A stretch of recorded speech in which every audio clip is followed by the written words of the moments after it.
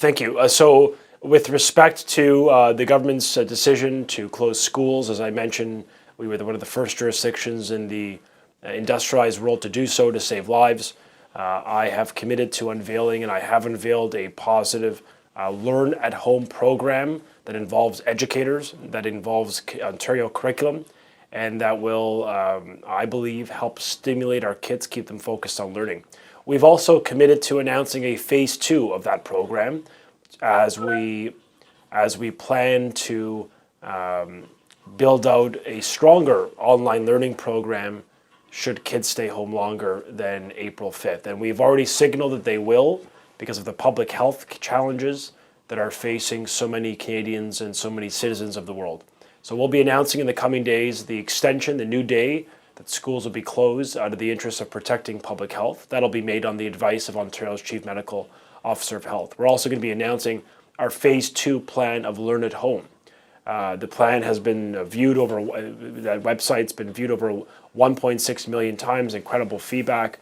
It's a good start, but I know you deserve more. You want more engagement with educators, you want more curriculum, and that's why we're going to be scaling it up, building it up, and really ensuring that we utilize every asset available to keep our kids involved in education.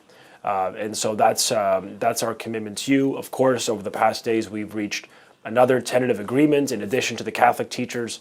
About 2 weeks ago, this past Friday, we announced a tentative agreement with the Elementary Teacher Federation, the largest teachers federation in Ontario. Very important news because one day our kids will be back. That's a good thing. And we want to make sure that our students return to a classroom that is investing in their futures, that sees them succeed. And these deals are positive for students, they're good for taxpayers.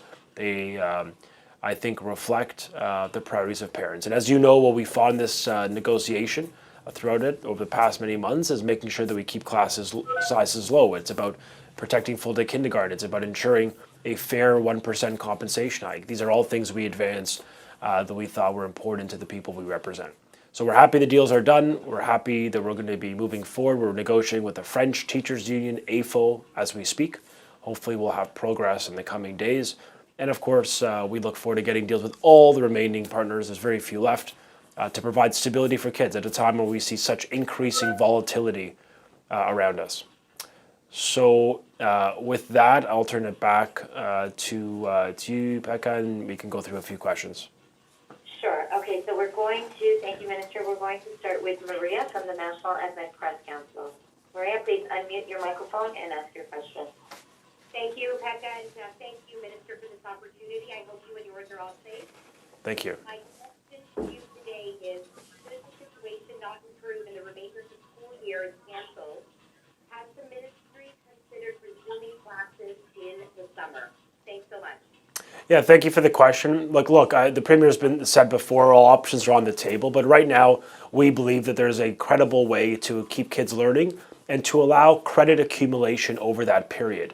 Meaning for some kids, particularly kids that may require certain courses to graduate, how do we build a system where kids are able to get courses that are required? I don't, at this moment, believe we need to be looking at summer programs, but obviously this situation is changing, it's rapidly evolving, and I'll respond to the circumstances as they are. Today, that is not something we would need to proceed with, but in the coming days, if this gets extended for the entire semester, then we'll have those discussions. What I could tell you is two things. One, we want to see teachers play an important role in learning on the phase 2 component. Two, we're going to be rolling it out in the coming days to give predictability for parents so that they could get involved at the Learn at Home website, ontario.ca/Learn at Home. We've also waived graduation requirements to make sure that kids can graduate this year. I'm working with the Minister of College and Universities in Ontario to ensure that they continue to graduate seamlessly.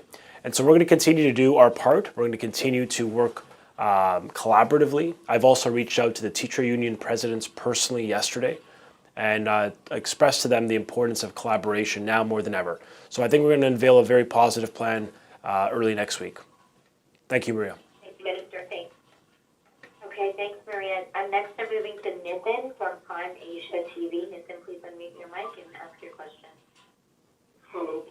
Good evening, Minister. This is Nitin. Hi there.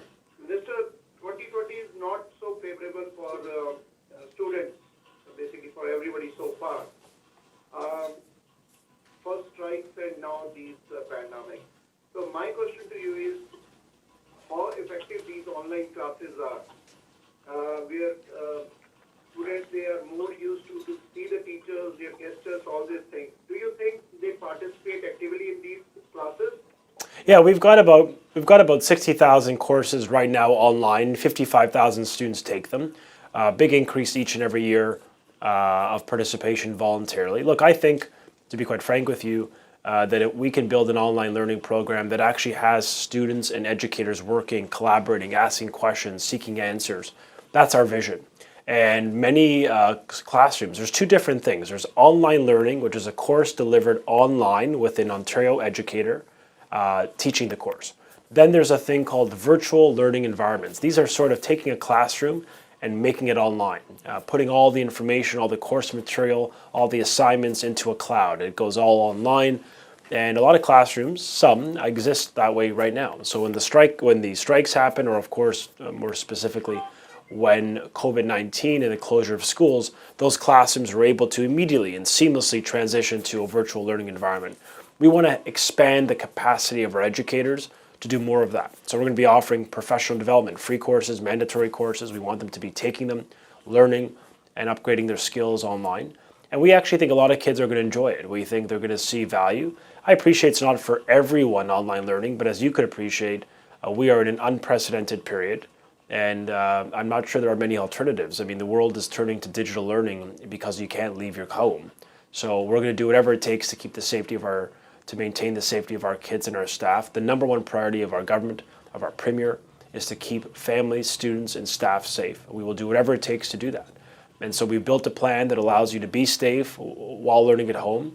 I think that's a positive one, and I look forward to expanding upon it in the coming days.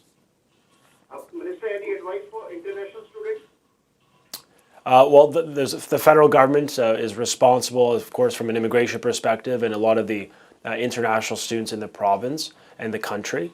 I defer to them, but I think the message obviously is to heed the advice of public health officials and respect the rules and the recommendations of our health officers very strictly, because this is a pandemic that requires participation of everyone who is in the country. Thank you. Okay, thank you. I'm moving on now to Shadi from Media in Toronto. Shadi, please unmute your mic. Yes. Yeah. Hello, Mr. Ritchie. Thank you for joining us today, and please keep safe. Thank you. My question is, what are the possibilities of launching a virtual lessons program, especially for the high school? Of launching which program? Virtual lessons program. Virtual lessons program. Well, if we're talking about virtual learning, if it's the same thing, then there's a real scenario that many schools will see virtual learning environments expanded across Ontario. They work for many students and many teachers. It ultimately comes down to the ability of students to access technology. Sometimes that's a challenge. So we're working with school boards to fix that and work with enabling these students to get access to the technology. We're also making sure that if you don't have a computer or you don't have internet, we will print you the materials so that you can bring them into your home and do the work on printed course materials. So one way or another, we're going to ensure that every child gets access to the material, to a teacher, and to be inspired to keep learning while they're home during this very difficult and unprecedented pandemic that we're dealing with in Canada, but also right around the world. Thank you, sir. Thanks. All right, moving on to Shazia from EAWAZ 770. Yes, Minister. I'm Shazia Malik, Associate Editor at EAWAZ. My question was categorically, a concern that parents have shared with me for grade 12 students. You have touched upon it, but their concern is that if there are not enough credits of the kids of grade 12, will the universities still consider We are absolutely. Listen, I appreciate that many students in Ontario and their parents have anxiety for all of us, but let alone if you're in grade 12 and you're supposed to graduate. So I want parents in Ontario to know that we are working very hard to ensure that the students continue to graduate and that they're able to apply to post-secondary education. We believe in our heart that students should be able to do that. I have eliminated the graduation requirement for the literacy test that normally every student in Ontario must pass. I've eliminated that to ensure kids could graduate because they can't take the test, obviously given that they're out of school. I've eliminated all the EQAO standardized tests for the remainder of the year.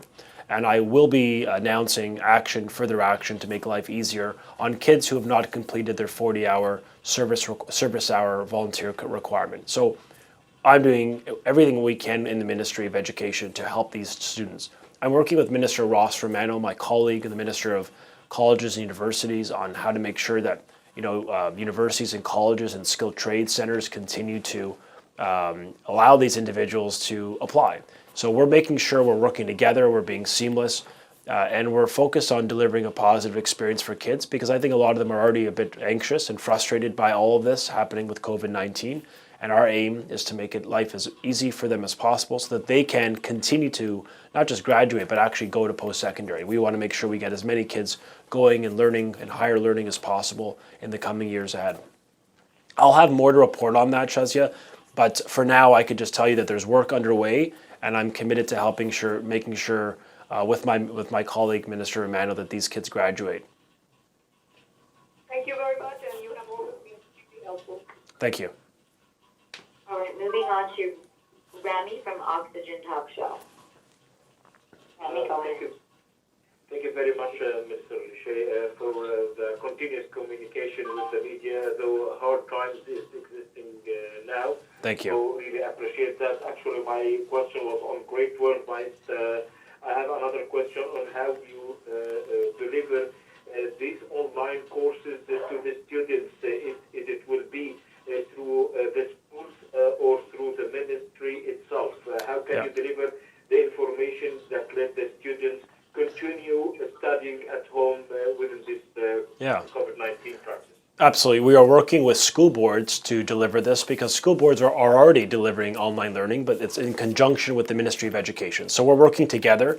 The delivery agent will be school boards in Ontario, as has always been the case. We're asking them to build a plan for COVID-19 to make sure that we keep kids learning at home safe with high standard materials. Of course, we produce the curriculum, we produce the standards, we create the expectations, but the local boards administer them. And to be fair, the local boards know the demographic challenges and priorities of the local communities. Some communities are from areas of the province where the nuclear sector or the natural resource sector is important, and some of those courses are emphasized. Maybe in Toronto, there's different emphasis as well. So having that local ability to build and tailor a program best for your community is what we think is a strength, because it's not going to be a one-size-fits-all approach that folks in Toronto decide for the rest of Ontario. So we're building it together, and it'll be unveiled early next week.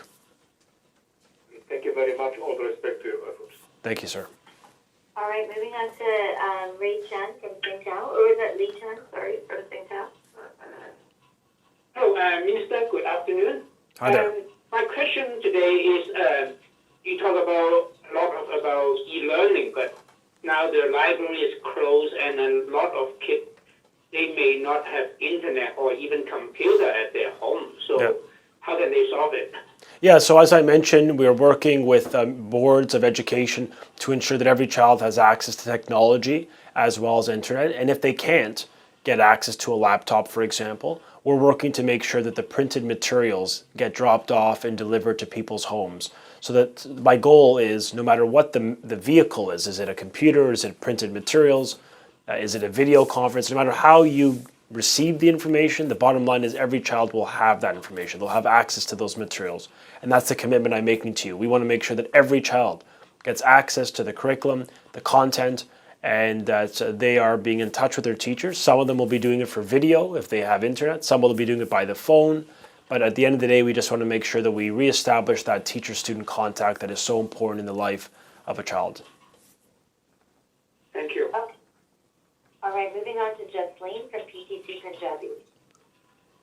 Hi, Minister. This is Justine here. My question is if the school teachers will be part of this Learn at Home initiative or not. And second question is how the government will make sure that the students who are graduating this year, their graduation is not compromised.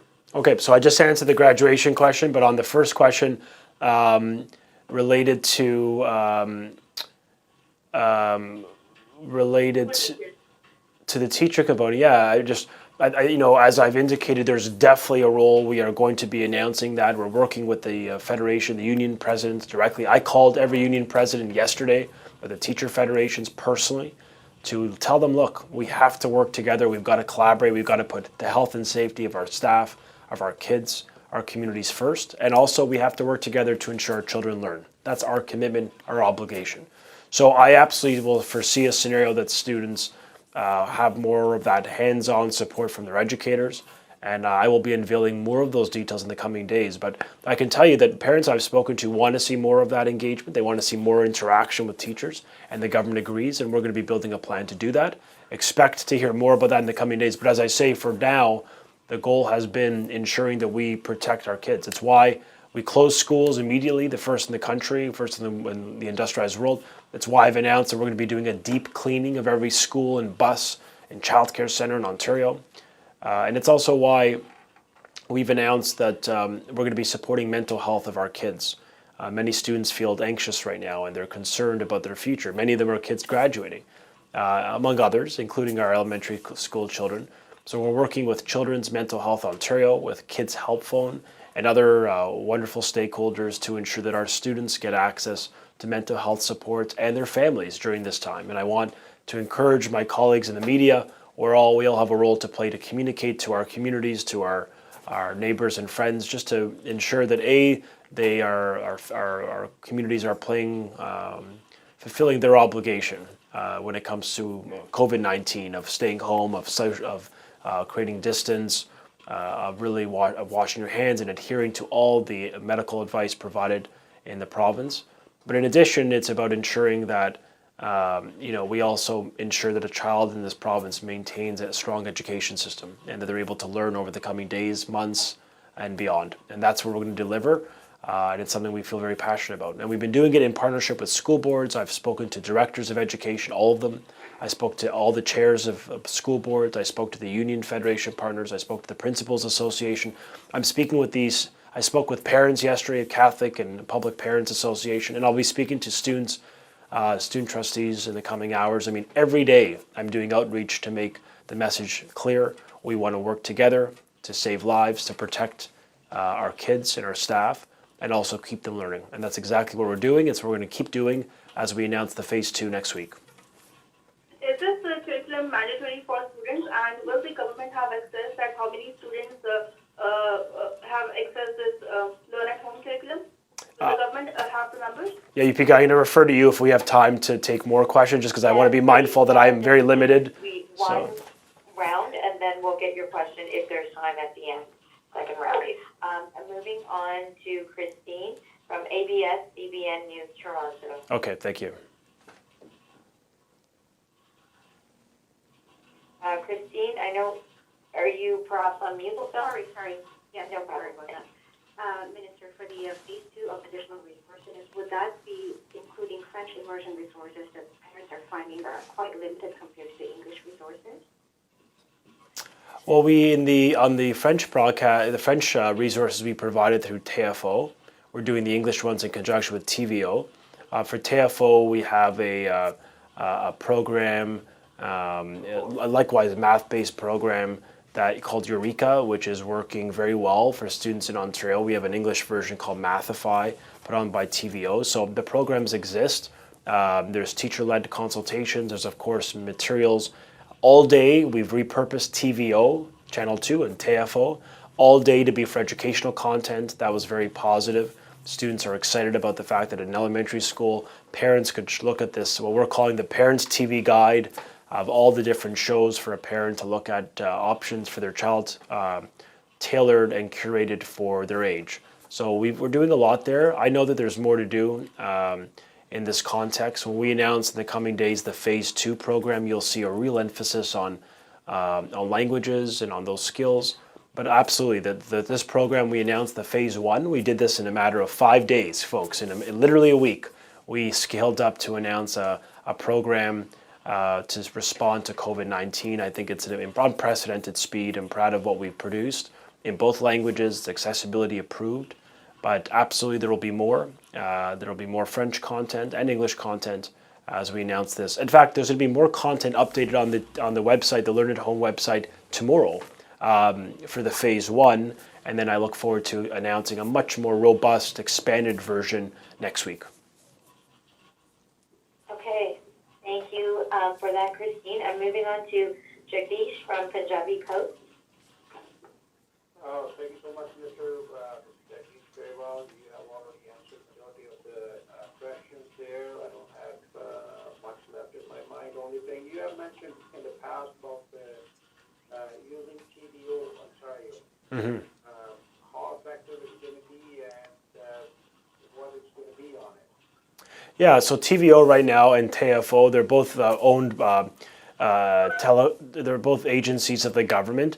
They do largely digital learning. Right now they have a mandate to do learning in Ontario in English and in French. They work with educators, and they're one of the very well-established, credible organization that helps provide online learning and digital content for learning. So we're taking an existing organization that the government runs that has a great track record of teaching kids, working with partners, and we're actually having them, in conjunction with teachers, scale up their learning. So on the website, we've got great resources, including one thing called Mathify. In the current Learn at Home program, just to emphasize, the focus is on STEM education. It's on science, technology, engineering, and math being a major emphasis. For the first time, we have a program that's been expanded from grade 6 to grade 10 that allows every student in Ontario, if they want to have access to a math teacher today, between 9 a.m. and 9 p.m. Monday to Friday, including a half a day on Sunday, a student could right now go online, speak to a real Ontario certified math teacher, and get lesson support on their lesson or on their coursework or on a question on math. It's that type of thinking outside the box that I think is really making Ontario stand out in the country. Given that we did this in such a few, just a matter of a few days, we took a pretty bold decision, the first really in the nation, but it was an important decision because I think it really created momentum for other provinces to follow and for other governments to take more action to protect lives from COVID-19.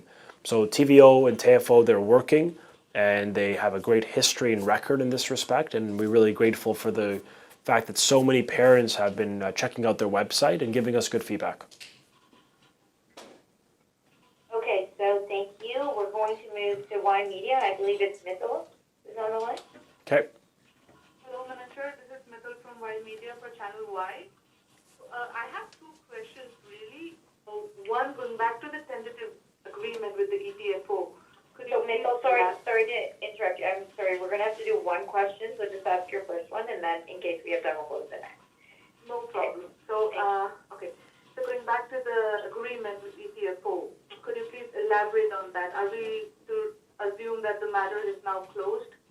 Yeah, so the ETFO agreement, we've reached a tentative agreement, as is the case in Ontario and the country for collective bargaining. Once agreements are tentatively reached, the details of it are released after the union members ratify the deal. So right now they're going through ratification. What I can tell you is that our government advanced a couple key priorities in the negotiation when it comes to what are our broad objectives. Our objectives was a 1% enhancement and holding the line on compensation. Our objective was protecting full-day kindergarten. It was ensuring special education funding flows. It was ensuring we freeze classroom sizes. These are the decisions and the policies we advanced, and I believe that this deal reflects the priorities of parents. And so it's a good deal for students, it's a good deal for parents, and of course for the taxpayer. It's also a fair deal for our workers. So all this to say to you is that in a few weeks, the details will be released. I'm happy to speak more about them. It is a good deal for the people of this province, I can assure you. And we're just very happy to get a deal done with the largest union in Ontario, teacher union.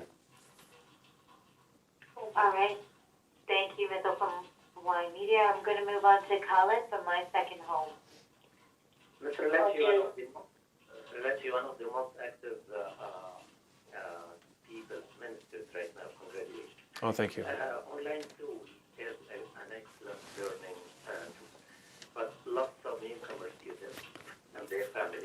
Right. have language barriers, even if they have access to computers and technology. How can we deal with that? And can we consider canceling the end-year exams in this case?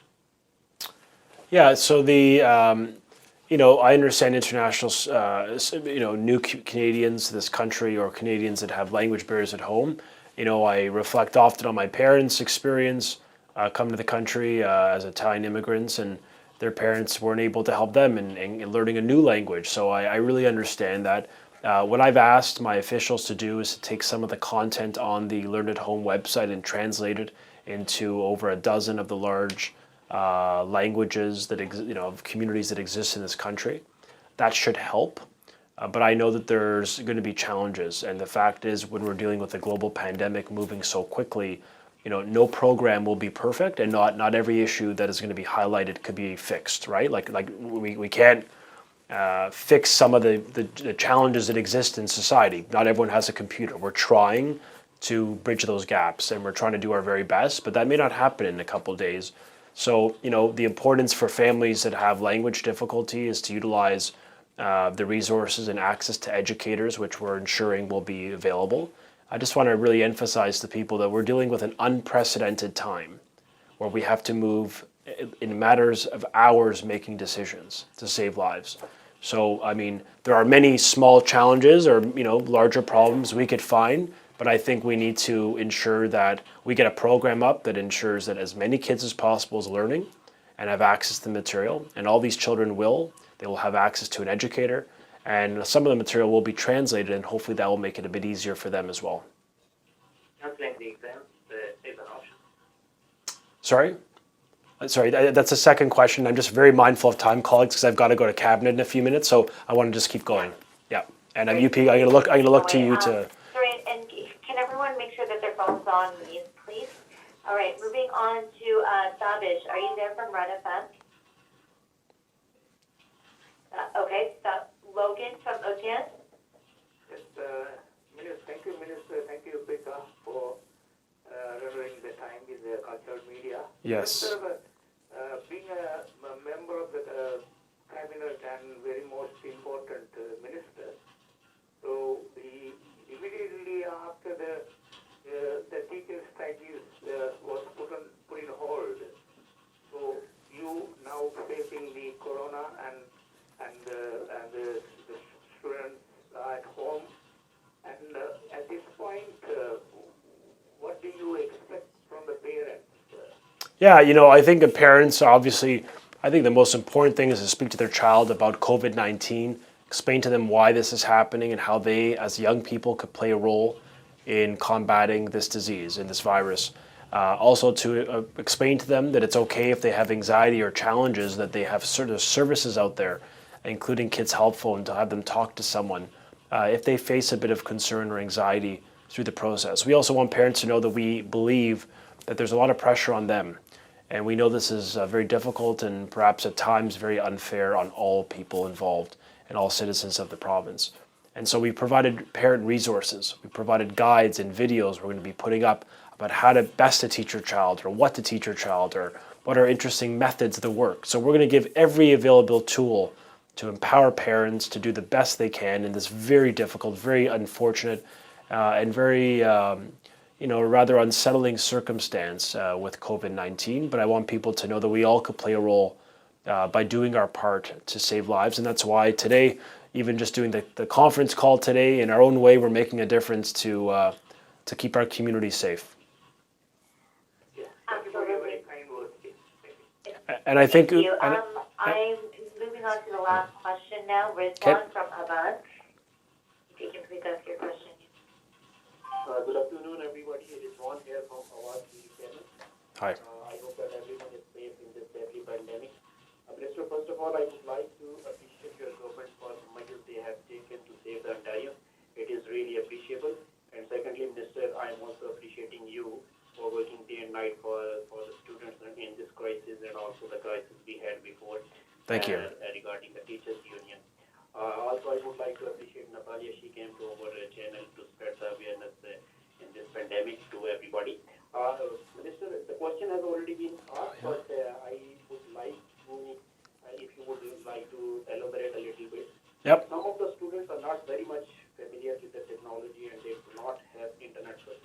Yes. So how you will tackle this so that a student can be accommodated? So we are working with school boards right now to access computers as well as affordable internet. We're working very hard with the ministry and local community school boards to help bridge that gap.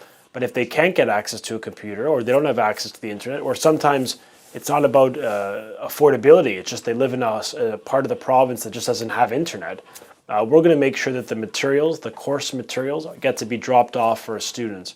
No matter what, we're going to make sure kids have access to the material and the curriculum, and that they're able to speak to their teacher. Maybe not by video for everyone, but for those children or parents that are comfortable, they can do the video, FaceTime, the video conferencing, Skype.